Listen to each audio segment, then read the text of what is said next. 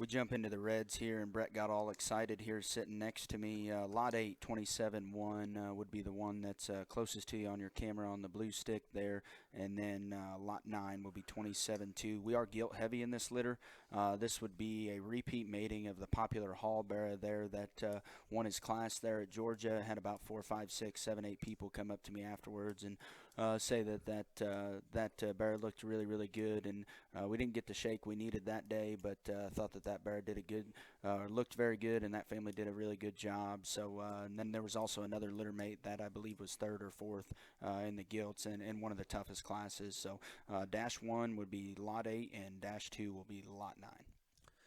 Yeah, I remember this being up here. Well, I'm guessing that's probably about 6 months or so ago, Yep.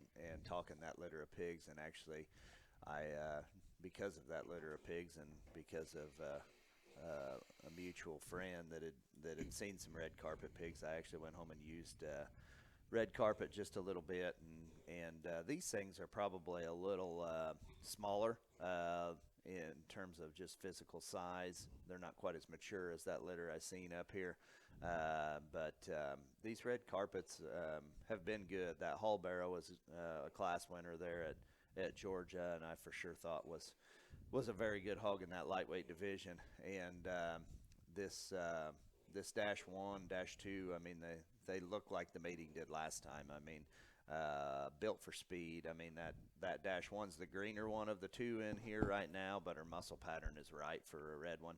Big feet, long necks, very good, and they're in terms of their lines up high. I mean, both these things are very similar. Dash two is probably the one that's a little further along right now in just terms of her center body and her rib cage, and she might even be the heavier boned one of the two.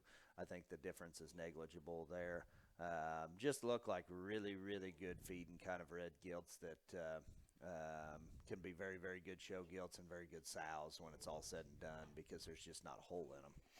Yeah, and as we jump into these red carpets, I think I failed to mention their pedigree. Red carpet, pack a lunch, lesson plan. Obviously, Brett's very familiar with the bottom side of that pedigree.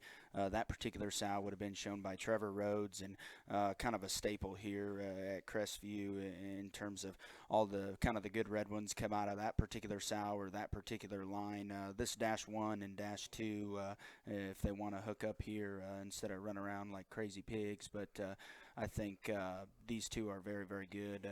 Dash one I think is kind of the freaky one, long neck, big feet, big legs.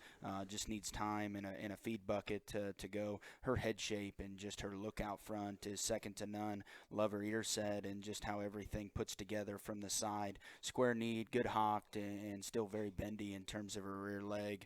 That 27-2 as Levi gets her to pull there on the far side. You can see her prop up there from the side. Angles and proportions are extremely good. This one's probably got a little bit more in terms of just body, flesh, and just a little bit farther along in terms of maturity.